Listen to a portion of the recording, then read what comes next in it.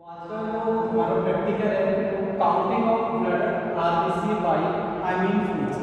तो Hayem fluids की help से हम आरबीसी की काउंटिंग करेंगे। इसके लिए हमें कुछ एपरेटस की जरूरत है, जिसमें आपको haemocytometers, Hayem fluids, microscope, cover slip, blood sample, needle, cotton और एथेनॉल की आवश्यकता होगी। हमारा प्रैक्टिकल है वो आरबीसी काउंटिंग के लिए है, जिसमें हम इस्तेमाल करेंगे हीमोसाइटोमीटर, हाइमीन फ्लूइड, एथेनॉल और कॉटन। जो हमारे पास हीमोसाइटोमीटर है, उस हीमोसाइटोमीटर में दो टाइप की पिपेट्स आपको देखने को मिलेंगी। एक टाइप की जो पिपेट्स है उसमें रेड बॉल और रेड टिप लगी हुई है। इसका मतलब है ये आरबीसी के लिए है।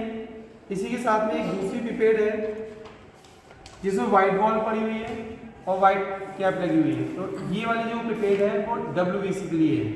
तो आज हमें आरबीसी की काउंटिंग के लिए करना है, तो हमें जो पिपेट लेनी है वो रेड बॉल वाली पिपेट लेनी है। इसके साथ में इसी हीमोसाइटोमीटर में एक न्यूआर चैम्बर्स होता है। इस न्यूआर चैम्बर्स के साथ में एक स्लाइड भी है जो इसके ऊपर कवर स्लिप लगाई गई है। स्टॉप करना है और एथेनॉल से कॉटन को डिप करना है, जिससे फिंगर को हमें स्लाइस करना है।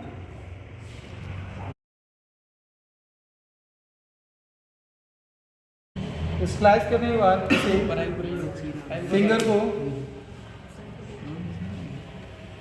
पंक्चर करना है।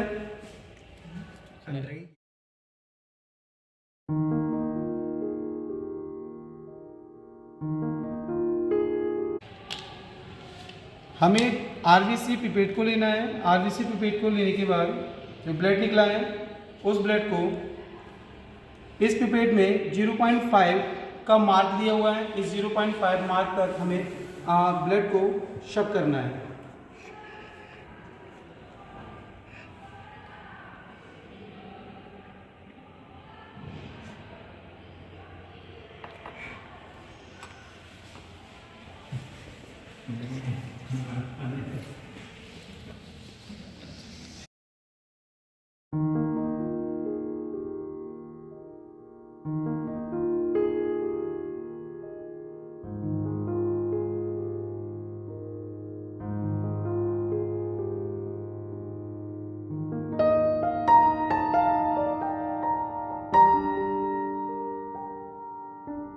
इसके बाद हमें हाइम फ्लूइड को लेना है।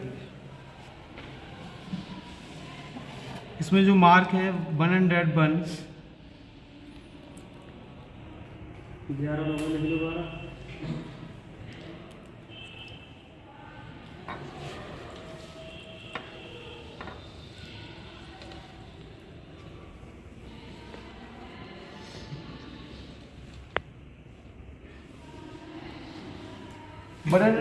1 तक के मार्क तक हमें हाइम फ्लूइड को लेना है।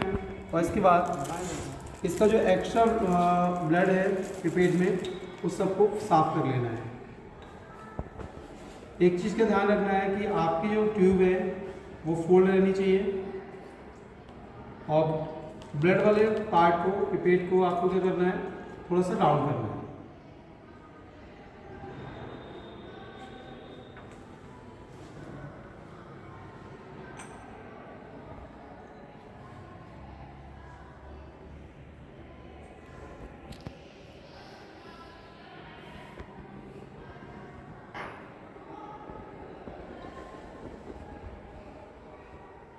चैम्बर लेना है। इस न्यूआर चैम्बर पर कवर स्लिप को लगाना है और इसमें एक ड्रॉप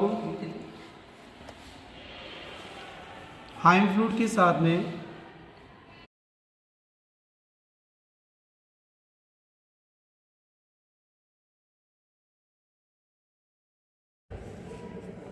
लगा देनी है। इसको 1 मिनट तक छोड़ के रखना है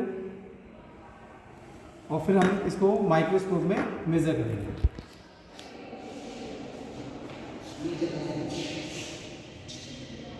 न्यूआर चैम्बर में आपको माइक्रोस्कोप में देखा था कि ये माइक्रोस्कोप में न्यूआर चैम्बर कुछ टाइप का देखने को मिल रहा था। उसमें हमें सेल्स कैसे काउंट करनी है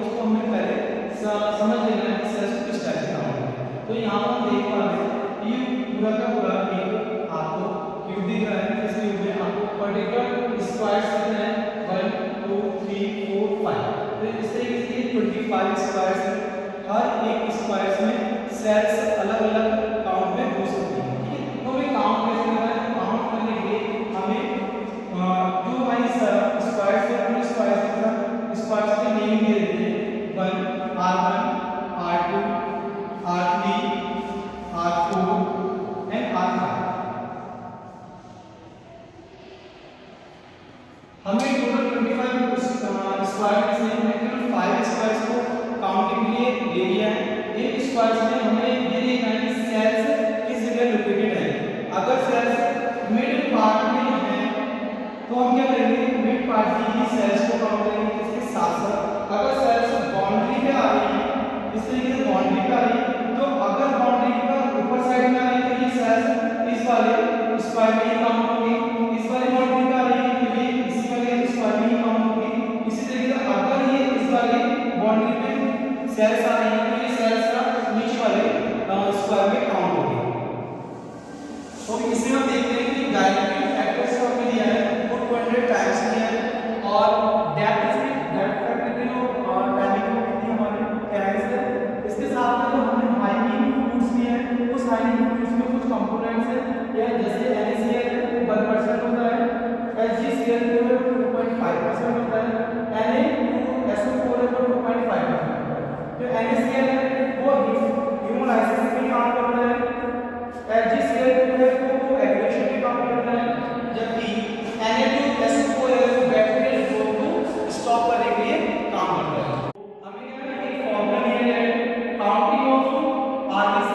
इसका फॉर्मूला है sum of number of cell in the 5 squares into 10,000।